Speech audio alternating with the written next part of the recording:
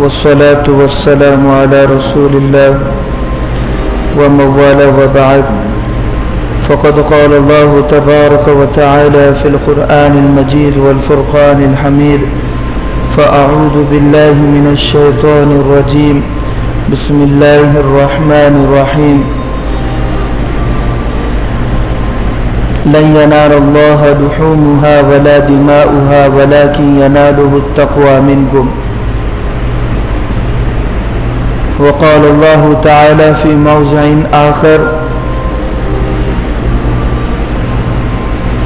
إن أول بيت وضع للناس للذي ببكة مباركا وهدى للعالمين فيه آيات بينات مقام إبراهيم ومن دخله كان آمنا ولله على الناس حج البيت من استطاع إليه سبيلا ومن كفر فإن الله غني عن العالمين. قال الله تعالى في موضع آخر: ليشهدوا منافع لهم ويذكروا اسم الله في أيام معلومات على ما رزقهم من بهيمة الأنعام فكلوا منها وأطعموا البائس الفقير. صدق الله العظيم وصدق رسوله النبي الكريم ونحن على ذلك لمن الشاهدين والشاکرین والحمد للہ رب العالمین. اللہ تبارک و تعالیٰ کا شکر ہوا، کرم ہوا، احسان ہوا کہ اس نے ہمیں جمعہ کے مبارک عمل کے لیے جمع فرمایا. یہ حج کے مہینے چل رہے ہیں، کچھ اعمال کا نام حج ہے. اس سے پہلے جہاں پر بات ختم ہوئی تھی وہیں سے بات شروع کرتا ہوں. حضرت ابراہیم علیہ السلام نے جب کعبۃ اللہ کو تعمیر کیا، بنایا، تو اللہ سے دعا کی: ربنا وجعلنا مسلمین لک ومن ذریتنا وارنا مناسکنا وتب علینا انک انت التواب الرحیم. اے ہمارے پروردگار، ہم دونوں کو تیرا فرمانبردار بنا دیجیے. یعنی حضرت ابراہیم، حضرت اسماعیل، یہ دونوں کعبۃ اللہ کو بنا رہے تھے. تو حضرت ابراہیم علیہ السلام نے اپنے ساتھ اپنے بیٹے کو بھی دعا میں شریک کیا اور کہا کہ ہم دونوں کو اے اللہ تیرا مکمل فرمانبردار بنا دیجیے.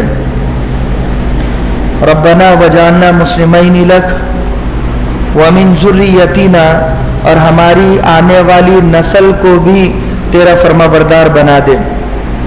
پتہ چلا کہ ہمیں بھی فکر کرنی چاہیے اپنی آنے والی نسلوں کی، اور یہ حضرت ابراہیم علیہ السلام کی جیسی سنت ہے ایسے ہی اپنی نسلوں کی فکر کرنا، یہ بھی لہذا حضرت ابراہیم علیہ السلام ہی کی سنت ہے.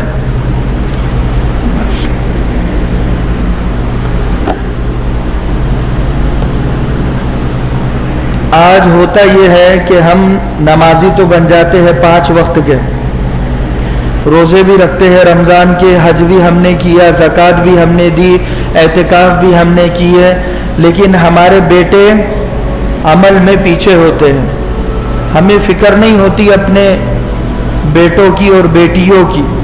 ذریت کہتے ہیں اولاد کو، نسل کو. نسل میں بیٹے اور بیٹیاں سب آ جاتے ہیں، ان کے بیٹوں کے بیٹے اور ان کے بیٹوں کے بیٹے. تو حضرت ابراہیم فکر کر رہے ہیں صرف اپنے بیٹے کی نہیں، اپنے بیٹے کی کرتے تو پہلی ہی دعا کافی تھی، ربنا وجعلنا مسلمین لک، یہاں بیٹا بھی آ گیا، لیکن نسل کی فکر کی ہے کہ بیٹے کے بیٹے. اور وہی دعا ہے کہ حضرت اسماعیل علیہ السلام کی اولاد میں اللہ کے نبی صلی اللہ علیہ وسلم کو پیدا کیا اور یہ امت محمدیہ بنی ہے.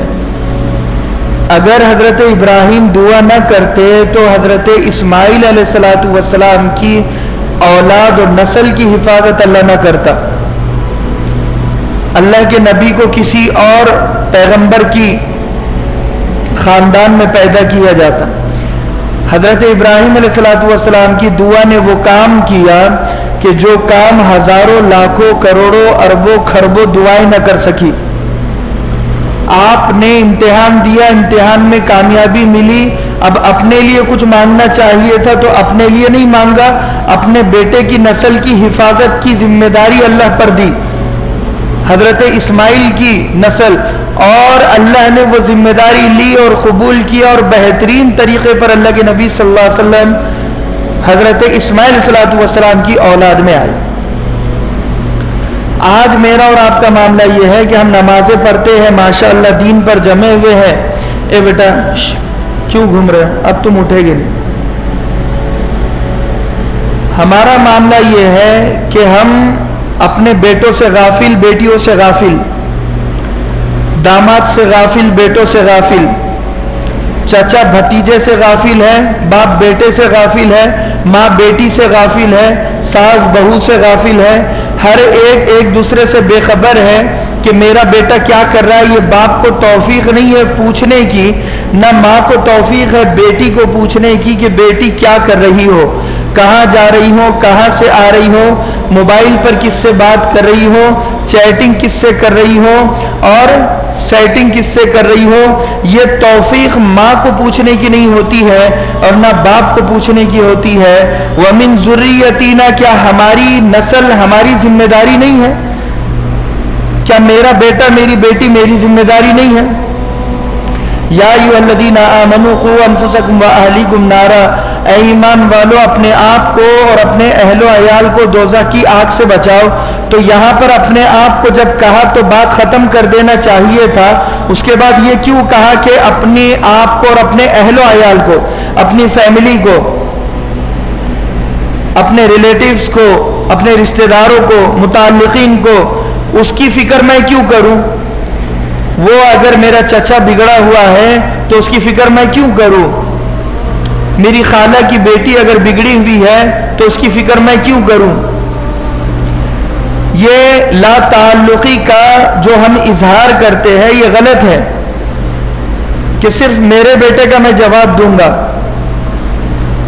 چچا کا مرتبہ باپ کے برابر اور خالہ کا مرتبہ ماں کے برابر ایسے ہی نہیں ہے. اس لیے ہے کہ چچا کا مرتبہ باپ کے برابر, جیسے تم اپنے باپ کا خیال رکھتے ہو ایسے ہی اپنے چچا کا کیوں نہیں رکھ سکتے ہو؟ جیسے باپ سے محبت کرتے ہو ایسے ہی اپنی چچا سے محبت کیوں نہیں کر سکتے؟ جیسے اپنے باپ کے لیے دوڑ دھوپ کر رہے ہو, خون پسینہ بہا رہے ہو, ایسی محبت چچا کے لیے کیوں نہیں جاگتی ہے, خالہ کے لیے کیوں نہیں جاگتی ہے, خالو کے لیے کیوں نہیں جاگتی ہے, تایا اور تئی کے لیے کیوں نہیں جاگتی ہے, کسی اور بڑے بزرگ کے لیے کیوں نہیں جاگتی ہے؟